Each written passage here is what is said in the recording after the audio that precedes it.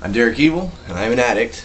This is Addict MMA. It's been a couple weeks. Sorry to keep you hanging, but we're going to do some predictions today on the up-and-coming April 1st Ultimate Fight Night Live. And I got to tell you, folks, fight fans out there, I am happy. I'm always excited for the Ultimate Fight Night Lives because they always seem to be more action-packed and more, I should say, gratifying than the pay-per-views that we get to pay for every month. So here we go. Starting with the first fight, I'm really excited about this. Junie Browning faces off against Cole Miller.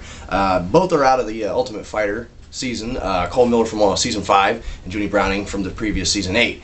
I'm going to go ahead and pick Junie Browning in this fight. A lot of you guys out there might be going, hey, I don't agree with this. Cole Miller's got better technical abilities. He's an all-around better, on paper, but on paper, what does that tell us? Hardly anything. This sport, anything can happen. And Junie Browning's last fight against Dave Kaplan, he finished with an impressive armbar. I didn't know he could do it. So, there's probably a lot more out there that we don't know this kid can do. He's been training real hard. I mean, put aside the fact that he was a complete douche on the Ultimate Fighter Season 8, that's okay, but he produces when he gets into the cage. So, Junie Browning, I'm going to probably say a TKO or a submission victory by the middle or end of the second round. Second fight, Tyson Griffin versus Rafael dos Anjos. Very excited anytime Tyson Griffin fights because Tyson Griffin is awesome. The most recent loss he suffered was, I think, to Sean Shirk, which that's nothing bad to say. That's a pretty impressive fight. That was actually, I think, got the fight of the night that night because it was right on, man. Rafael dos Anjos, he's, 6 submissions, well-rounded, but his first fight in the UFC was a loss to Jeremy Stephens. I think we all remember the uppercut. But I'm going to go ahead and go with Tyson Griffin on this. I mean, you can't not go with Tyson Griffin on any fight. He just about beats everybody. He's got strong wrestling ability. He's heavy stand-up. He's just a sure shot, I think, and Tyson Griffin to win, most likely by decision.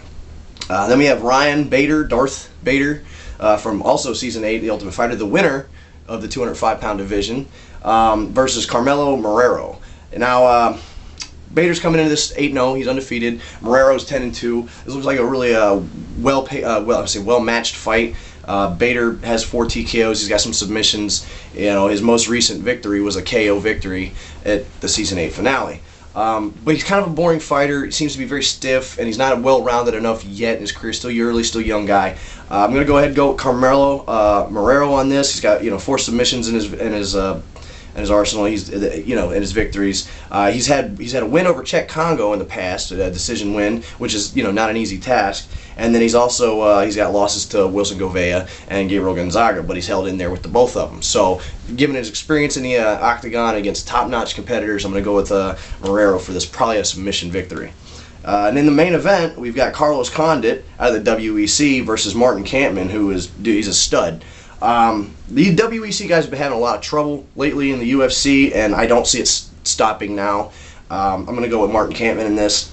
7 TKO victories. He's beaten Talas Leites, who is up for the the middleweight title coming up shortly against Anderson Silva. He's got victories over Drew McFedries. Kampmann's also got a victory over Jorge Rivera. Just some names to throw out there. His most recent loss, though, was to Nate Marquardt, and you can't take anything away from that because Nate Marquardt just about beats everybody except for Anderson Silva. So Martin Kampmann, I say, going to beat Carlos Condit. Condit's looking good, though. He's got 8 straight victories out of the WEC. 5 of them were submissions. 3 of them were TKOs.